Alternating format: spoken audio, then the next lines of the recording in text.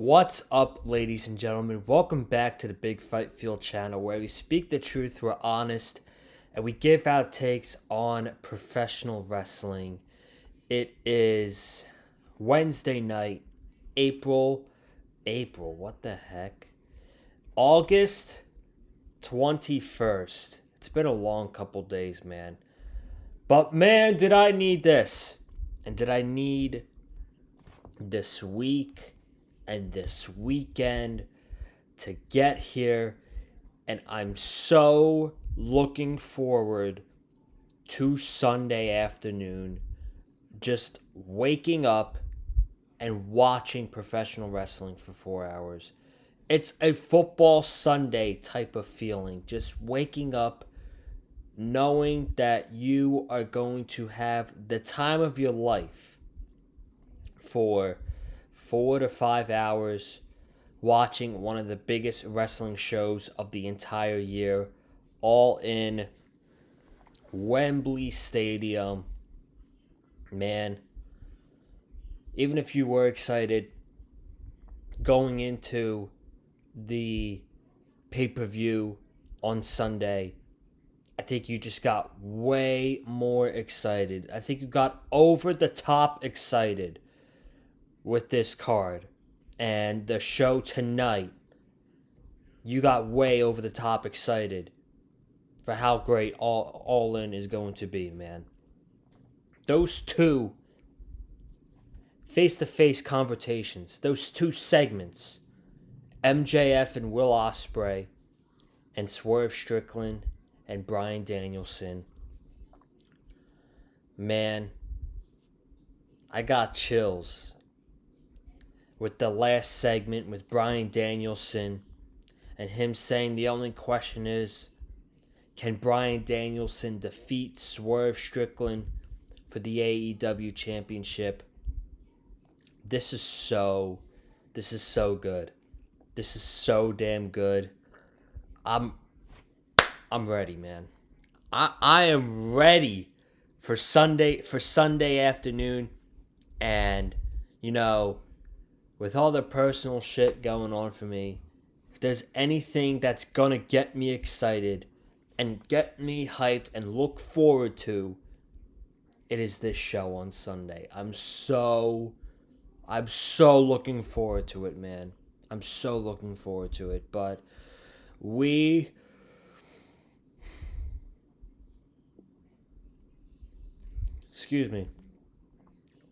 are going to dive into tonight's go-home show before the pay-per-view on Sunday, and this was a fucking great show, man. Really enjoyed it. The crowd in Cardiff, Wales was fucking awesome. The international crowds, man, they dog walk the American wrestling crowds when it comes to live crowd attendance. The international wrestling fans, they dog walk us American fans, and us American fans need to bring it more, man. But they were awesome. Shout out to the people at Cardiff. They brung the energy. Their in-ring stuff was good. Okada and Claudia was a banger, man. That was a banger. We're going to get into it all. But be sure to subscribe to the Big Fight Field channel. We've got it all. We've got it all here this week. Tomorrow night, here on the channel, we are going to do the all-in predictions for Sunday's card. As of right now, I think there's 9 matches total, without matches being added from Collision. I'm not sure yet, but that's... I love it. I love that. I love the card so much. I'm so looking forward to it. We're going to do predictions tomorrow night. I don't know about another video this week. I'll have to see my schedule. I do work 2 days, but I'm off at 2 o'clock, so I could always do whatever. And then Sunday's the show. And Sunday, after the show, we are going to do the post. We're going to do the review of All In. And that should probably be up around 6:30, 7 o'clock on Sunday night. So you're not going to want to miss out on any of this, man. because wrestling is just the fucking best. Wrestling is awesome, and like I'm so I can't. I'm like a broken record, but I'm so giddied. I'm giddy for this show on Sunday. It's gonna be amazing, man. It's gonna be amazing. But let's get into Dynamite tonight, and the show opened up with the contract signing for Britt Baker and Mercedes Moné, and there was split DMD and CEO chants, and for as cold as the feud is going into the show on Sunday, I think a segment like this is what they needed. I thought this was very good from the ladies. Mercedes talks about, or Britt talked about how Mercedes is selfish for the women's revolution. While she was not worried about the revolution anymore, she's worried about being the highest paid women's wrestler in the world right now. And Mercedes was like, I was, and I still am, all in. I started a women's revolution. I have inspired females around this world, so I have always been all in. She said, Britt Baker, are you all in? And Britt came back and said, I've been all in since day one. You were one of four, and I am one of one. So that was nice. That was a nice comeback from Britt. And she says, on Sunday, I am going to show you that I am the one when I make you tap out in the middle of the ring. And they agreed to no physicality. She said, but this bitch, Camille, she's been annoying. So she hits Camille, and she dives off the table to do a splash onto Camille, who's sitting on Mercedes, and Britt is holding up the TBS Championship. She's doing the whole DMD thing, and she pretty much just cursed herself. She cursed herself by holding up the TBS Championship right before the pay-per-view. I mean, come on. That is wrestling 101 right there. If you are fighting for a championship and you're the challenger, and on the go-home show you hold up your opponent's championship, you are losing at the pay-per-view. So that pretty much gives away the result for that match right there. I think we all knew, though, that there's no shot that Mercedes is going to lose that championship so quickly. But then we got into Chris Jericho versus Tommy Billington, the Dynamite Kid. And I mean, this was fine. The crowd loved Tommy because he's from England. Well, they don't really like England people that much over at Wales. Will Ospreay told us that tonight. But the match was fine. They booed Chris Jericho a lot. And that's funny because for what I'm seeing, the reaction that fucking Big Bill got on Collision, man. Whew, I can't wait to see that. I cannot wait to see how these people reacted to Big Bill on Collision. But the match was fine. Jericho won with a code breaker. Tommy Billington dived off the top rope, and Jericho hit him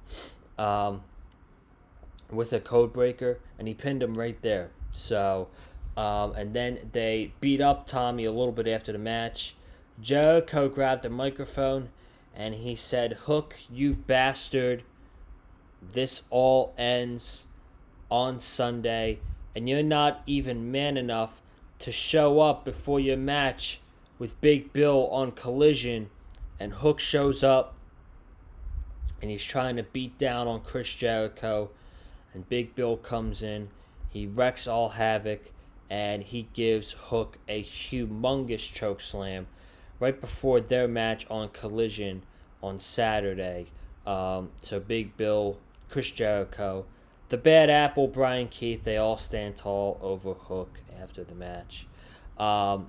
Saraya versus Toni Storm for the AEW Women's Championship. I thought this was an eliminator match going into it, but then earlier today I saw it was a championship. I'm like, dude, how the flip did Saraya earn a championship match? It's like every match I've seen her in like the past couple fucking 5 months, she's lost. So I don't know. But this was a title match.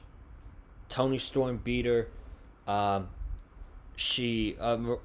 Cameron was trying to provide a distraction in Saraya's advantage, and Toni Storm just went over to Harley Cameron, and she shut her up by kissing her on the lips, and then Saraya turned Toni Storm around, and Toni Storm kissed her on the lips as well before giving her the Storm Zero pile driver, and Toni Storm was able to retain the Women's Championship. Then Mariah May comes running through the crowd, and she hits Toni Storm in the back of the head with her shoe, and then she gives her a soft kiss on the top of Toni Storm's forehead, and that is the last scene of this Mariah May Toni Storm saga before we get to the pay-per-view on Sunday. So that's that. But then this. Then we get this. MJF and Will Ospreay in the middle of the ring. And this crowd fucking exploded when Will Ospreay came out. Oh my God. They were singing his theme song. They were chanting Ospreay, Ospreay, Ospreay. They wouldn't shut up for this guy. It was so cool, man.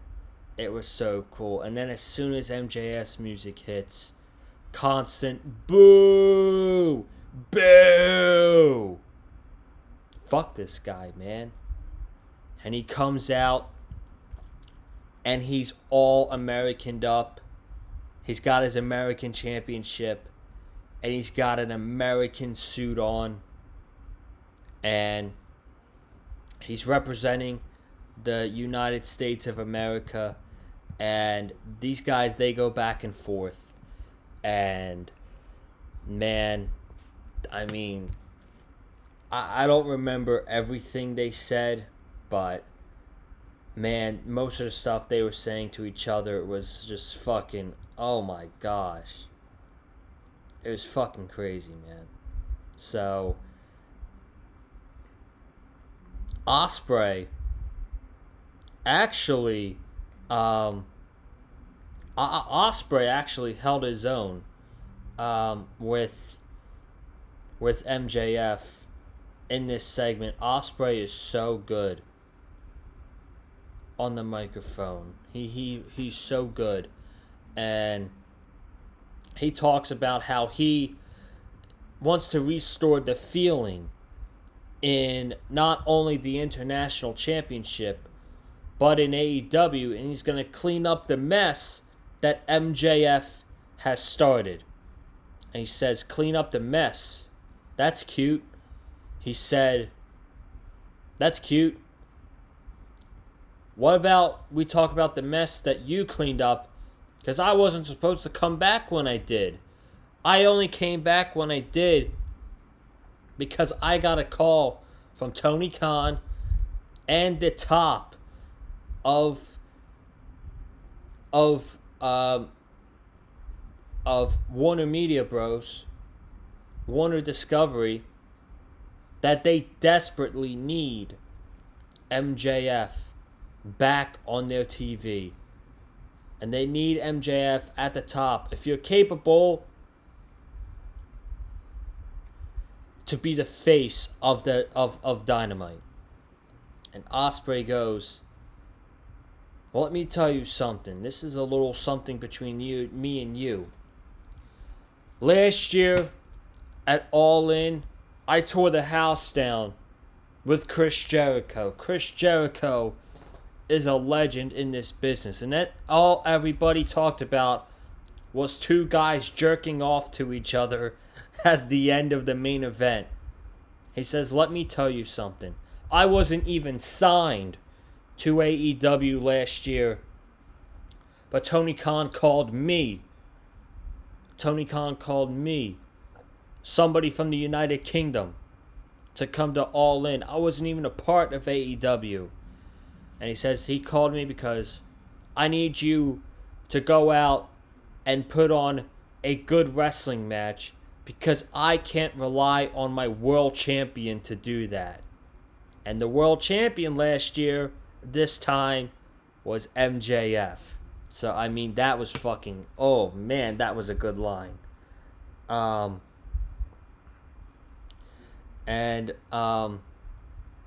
He says... Or MJF says, I don't give a damn. I don't give a damn about Tony's opinion. I don't give a damn about their opinion. I state facts. And the facts are more important than the feeling. You can have the feeling, but I overshadow it with the facts. And the fact of the matter is, I don't care. And the only person that I need to satisfy is myself. And Ospreay talks about how these people loved him.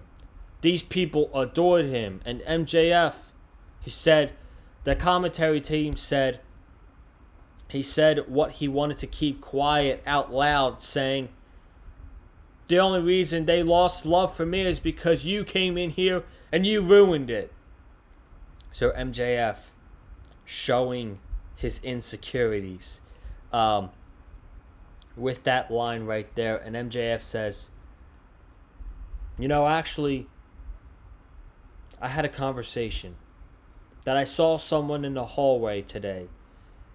And I saw your wife and your supposed child. And he says, I have a feeling that after the conversation I had with your wife tonight, the next kid she has won't be yours either. And Ospreay goes, Tony Schiavone, is Tony Khan in the mic? He says, how much is that fine going to be? And Schiavone says, 100,000 pounds. So Ospreay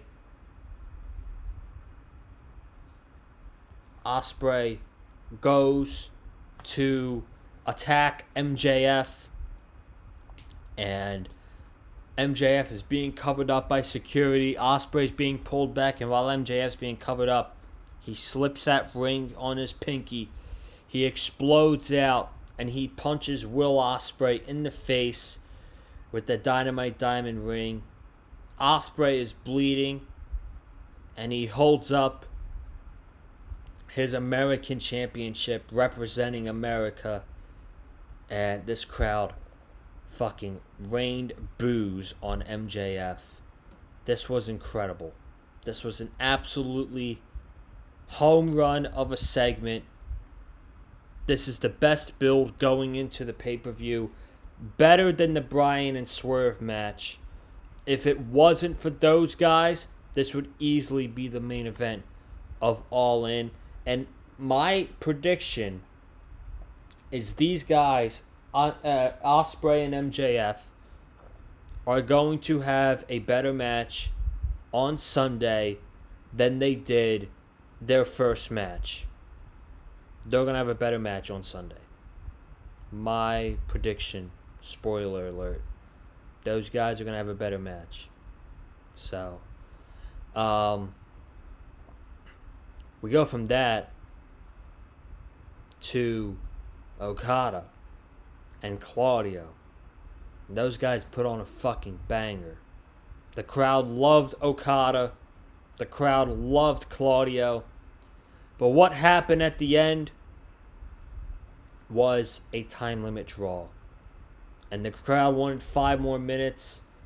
And the Bucks and Jack Perry, they came down because they heard what the crowd was saying, and they said no. You know, I thought about this last week, And I forgot to say it on the review last week, but I really feel like AEW dropped the ball with this Team AEW versus the Elite stuff. Because after Blood and Guts, they dropped the ball. Like, this build for the fucking tag team titles, I'm not really digging. I know the match is going to be great, but when can we move on from the Young Bucks and FTR? It's like the fucking Usos and New Day. It's like, it's literally the Usos and New Day. But, and Darby and Jack Perry is good, but the Okada's got nothing to do at the pay-per-view. And they're probably just going to slot him into the Casino Gauntlet, but geez, Okada deserves a bigger spot than that. I really think they could have done something magical to end off this AEW Elite feud. I don't know. Stadium Stampede. Maybe they'll do that at All Out. I don't know. I might be getting ahead of myself here. Maybe they'll do that at All Out. Maybe they'll do that at Arthur Ashe. I don't know. But that's my opinion. I really feel like since Blood and Guts, they've really dropped the ball with the Team AEW Elite stuff. But the Young Bucks, they tell Claudio to get the hell out of the ring. Darby and FTR comes down. Cardiff is singing FTR's theme song when they come down to the ramp. So that was cool. And this was a fun little match. A little preview for Sunday. FTR, Shatter Machine, they hit Big and Glory. The suplex into a splash, and then Darby Allin hits the coffin drop, and the baby faces win. And the Acclaim come out, and they're like, the past 2 weeks, neither the Young Bucks or FTR were able to defeat the Acclaimed.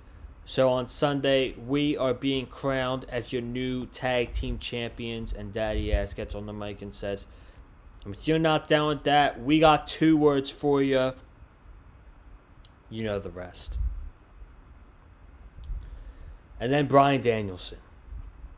And I noticed this. This is a backstage segment. Bryan Danielson and Will Ospreay. Ospreay was getting checked on. And Bryan Danielson went up to him. And he was like, do it.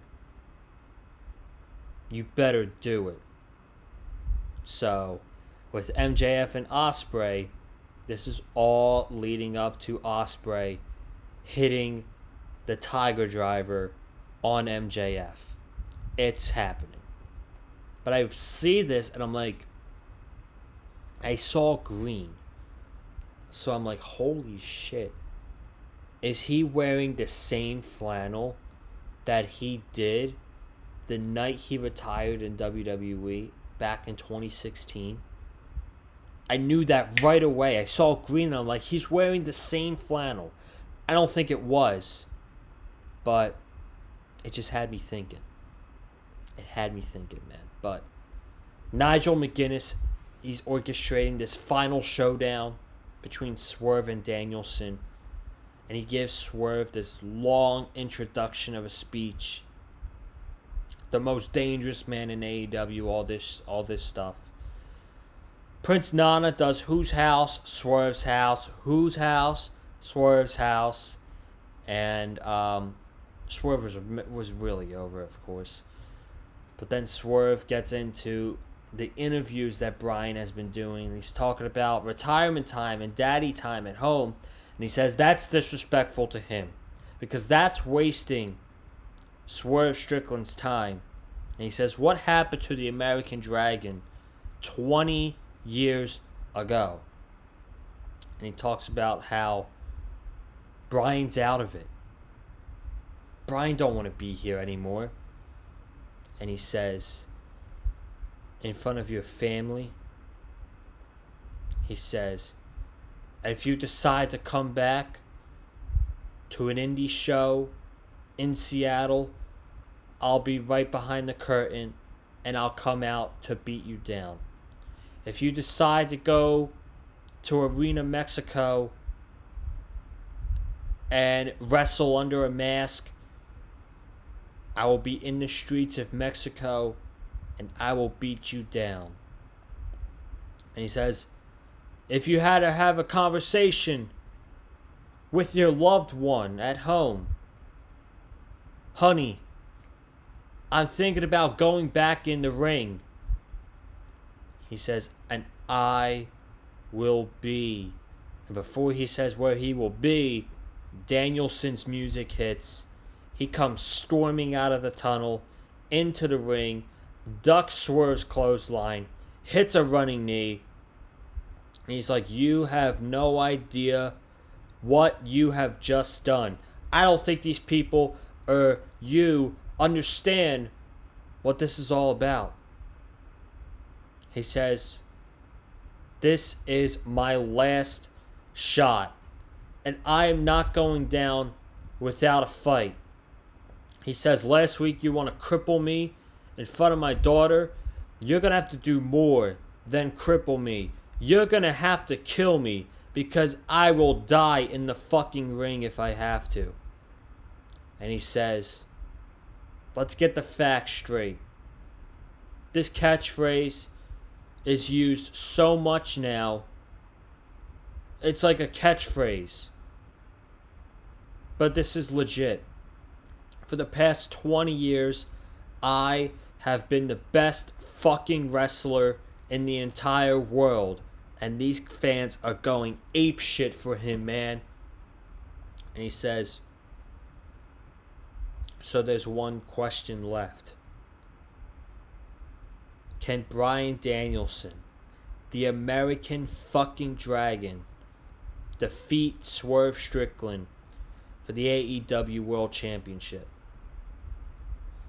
They know the answer, and you know the answer too, Swerve. And the show goes off the air with Bryan Danielson and the crowd doing the yes chant. Unbelievable. That segment was unbelievable. I can't fucking wait, man.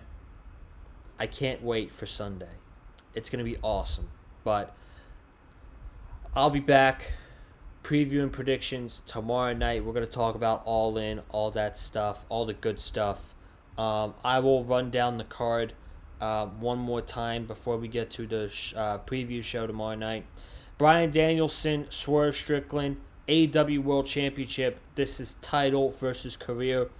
AEW Women's Championship, Mariah May versus Toni Storm. AEW Tag Team Championships, FTR, The Acclaimed, and the Young Bucks. The AEW American Championship, Will Ospreay versus MJF. The TNT Championship, in a coffin match, Darby Allin versus Jack Perry. The TBS Championship, Britt Baker versus Mercedes Moné. The Trios titles are on the line with the House of Black, the Bang Bang Gang, a mystery team that we'll find out on Collision, and the Patriarchy. That is a ladder match. FTW Championship, Hook versus Chris Jericho, and a Casino Gauntlet on the pay-per-view. That's all I got, man. You guys have a good night. Stay safe. And I'll see y'all tomorrow night for preview and predictions here on the Big Fight Field channel. Have a good night. Stay safe. And as always, stay classy. And as always, love wrestling. Peace.